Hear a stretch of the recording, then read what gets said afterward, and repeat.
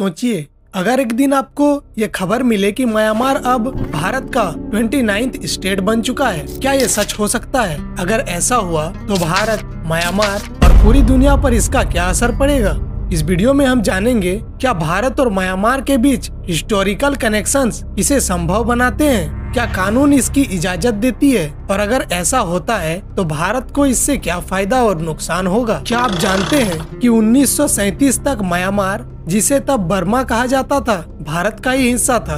1824 से 1937 Myanmar British India का एक रीजन था। ब्रिटिश सरकार ने इसे अलग किया ताकि इंडियन इंडिपेंडेंस स्ट्रगल्स का असर बर्मा पर ना पड़े। 1948 म्यांमार को ब्रिटेन से पूरी स्वतंत्रता मिली और यह अपना अलग देश बन गया।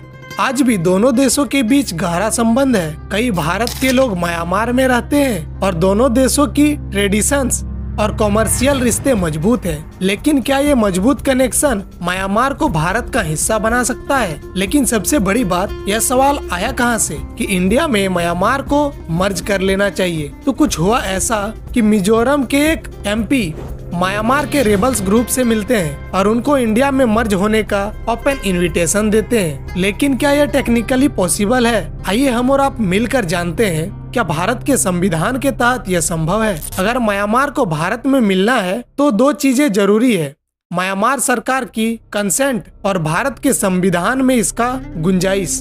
आर्टिकल 1 भारत के क्षेत्र को डिफाइन करता है। 1975 में सिक्किम का भारत में merger. The state on Sunday celebrated the golden jubilee of the 8 May tripartite agreement signed in 1973, which is considered the stepping stone for the merger of the erstwhile Himalayan kingdom with India.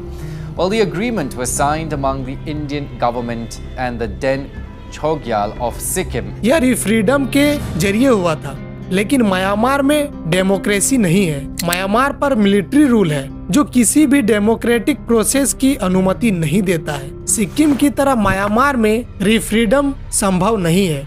वहाँ की सेना अपने देश को भारत में शामिल करने की इजाजत कभी नहीं देगी। लेकिन अगर किसी तरह म्यांमार भारत में मिल जाता है तो इसका असर क्या होगा?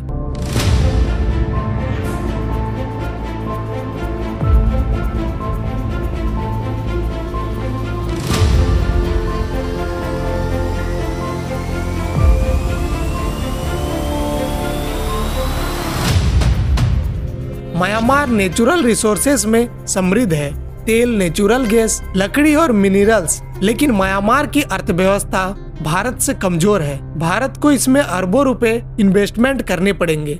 रणनीतिक फायदे, भारत को थाईलैंड और पूरे साउथ ईस्ट एशिया तक स्ट्रेट ग्राउंड रूट मिलेगा। भारत की सीमा का एक्सपेंशन होगा जिससे इसकी रीजनल पावर बढ़ेगी। कल्चरल और पॉपुलेशन इम्पैक्ट, म्यांमार की पॉपुलेशन 5.5 करोड़ से अधिक है, जहां कई भाषाएं और धर्म है। भारत को म्यांमार की इंटरनेशनल रेफ्यूजीज और इथिक कॉन्फ्लिक्ट प्रॉब्लम संभालनी पड़ेगी।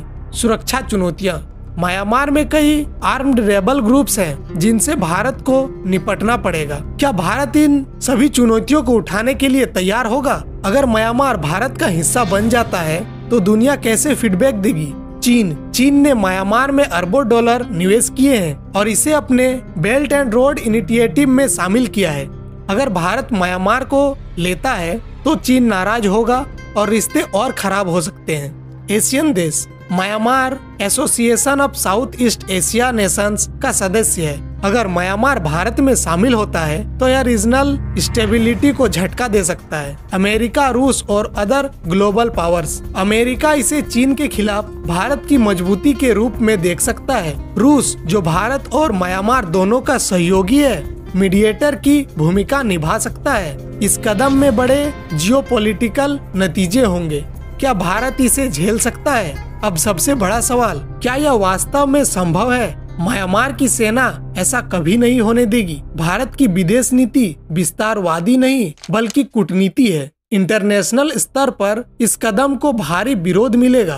तो म्यांमार का भारत में मर्जर एक दिलचस्प विचार हो सकता है, लेकिन रियलिटी में इसकी संभावना ना के बराबर है। आपका क्या सोचना है? क्या म्यांमार को भारत में शामिल हो जाना चाहिए या यह एक असंभव कल्पना है? कमेंट में अपना राय बताइए। अगर आपको ये वीडियो पसंद आया तो लाइक करें और ऐसे ही इंटरेस्टिंग एनालिसिस के लिए चैनल को सब्सक्राइब करें। मिलते हैं अगले वीडियो में।